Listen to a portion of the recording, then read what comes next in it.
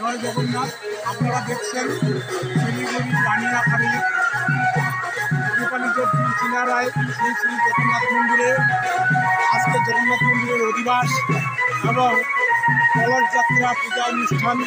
তারা গঙ্গা বালাসন নদী বরণ করে এখন মন্দিরে আসলো।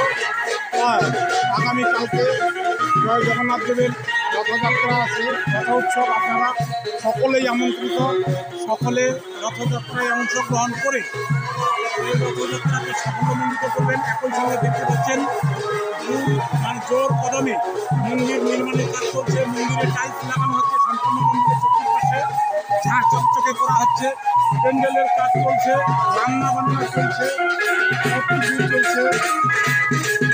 আপনারা সবাই অংশগ্রহণ করে